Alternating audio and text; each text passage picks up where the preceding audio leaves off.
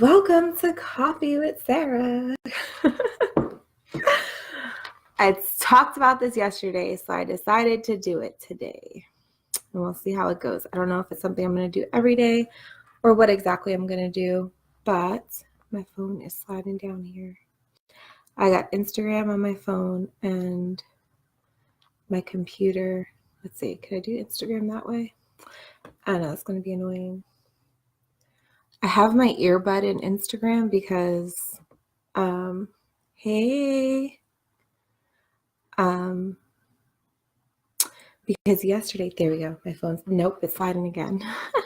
I'm going to hold my phone because this is going to be annoying. Okay. So anyway, I talked about this yesterday about that I was going to see about going live every day because, I don't know, just might be good to talk about some things and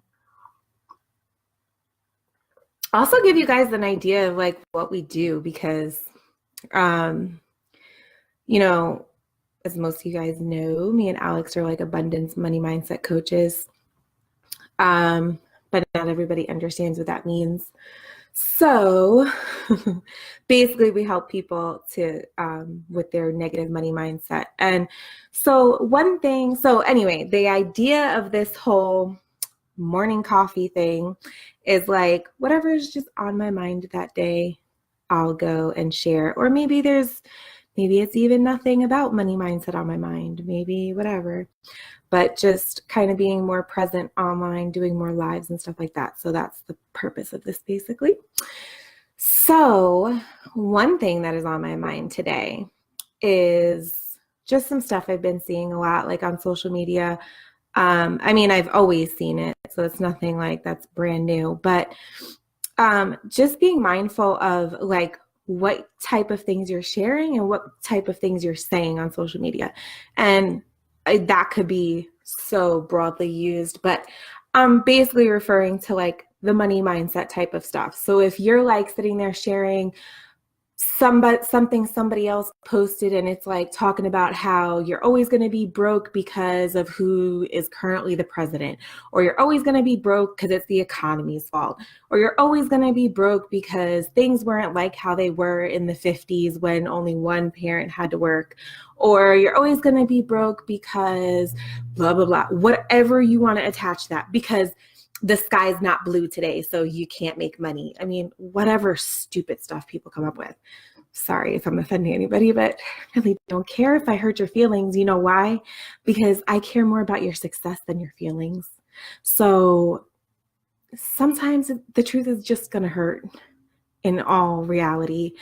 And I get it because I used to be there. Like wasn't born with a silver spoon in my mouth. I was, my parents were married up until I was about the age of like 9 or 10. Then I was with my mom, who's a single mom.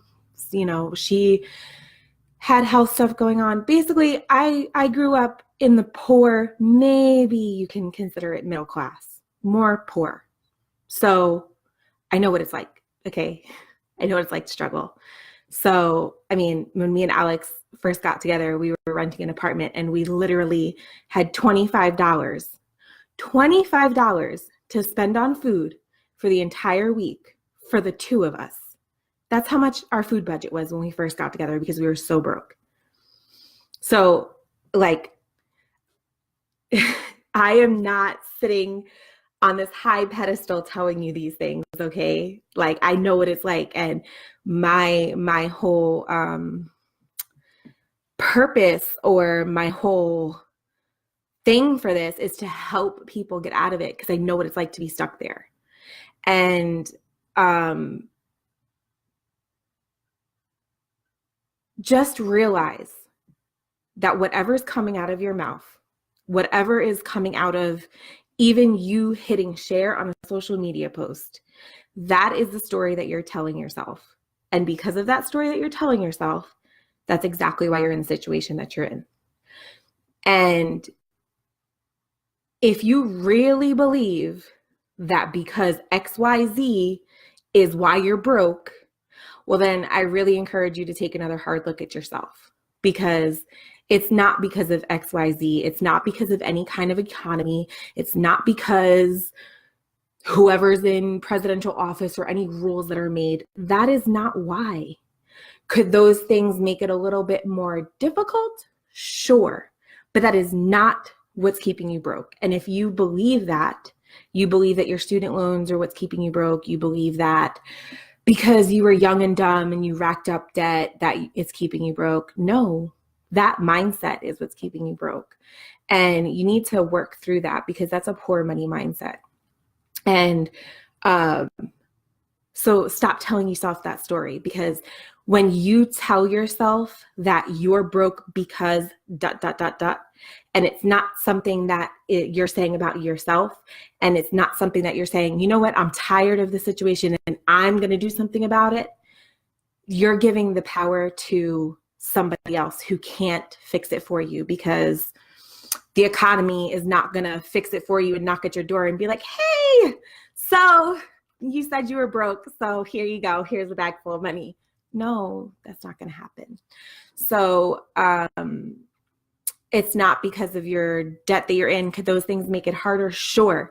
But what does that mean? That means you have to figure out something else to do to make more money so that that thing you're complaining about is no longer a problem. I remember one of the mentors that I follow, like, she was talking about how, and she's more into manifestation coaching, but she's big on money mindset as well, because money mindset is such a big, like, it's a huge thing, because money mindset is what keeps you in poverty or what keeps you rich. Like, that is the only difference between rich people and poor people, is their mindset about money. That's it. That's really it. So anyway, so she was saying that when she started making a lot of money and she was getting into like the high 6 figures, 7 figures and all of that, she started having a real big problem with paying taxes. Not that she didn't want to pay her taxes, but she was stressing out because she had this huge, deep 6-figure tax bill. And she's like, oh, like, what's the point of making all this money if I have to give half of it to the government? And she said, that was her first initial like mindset about it. And instead of, well, you know what, keep working on it and you could figure out ways to earn more money so you could pay your student loans off faster. But anyway, so she was saying, and this is a good example for like student loans, if you feel like you're going to be paying student loans forever. She said, when she first like got into that, because she got into 6 figures and 7 figures real quick. So the tax bills were kind of a shock to her, and she was like, oh my goodness. So she was like, at first her initial reaction was like, why am I going to keep doing this if I have to give it all away in taxes? And then she switched it and she was like, you know what? I'm just going to make so much money that what I have to pay in taxes doesn't even affect me, because all of the investments I want to make, all of the things I want to do for other people and all that money that I need to make to accomplish XYZ goals, I'm going to make sure I make way over that. So when tax season comes, it doesn't feel like I'm missing out. Like, I'm making so much that who cares what my tax bill is? And that's basically what you want to look at it and what your goal would be. And if you're not an entrepreneurial minded person, this might be hard for you to wrap your head around. But those of us who have a yearning to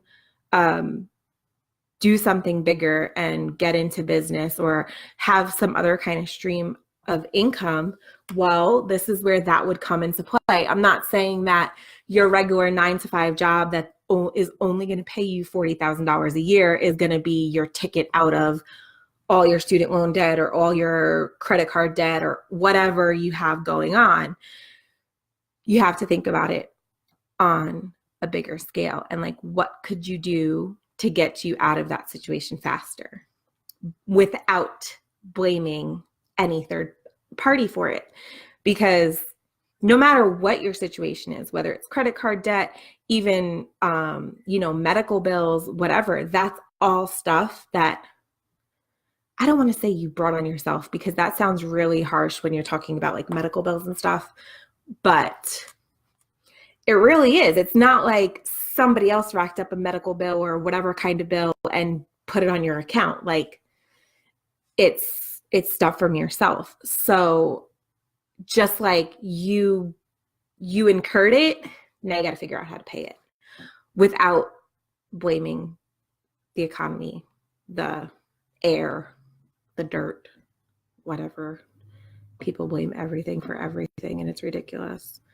It's all about perspective. And yes, anything could be about perspective, but you can't really throw that excuse when you're having money mindset issues that, oh, everything's about perspective. No, there's a difference. There is a difference between what's fact and what's your opinion.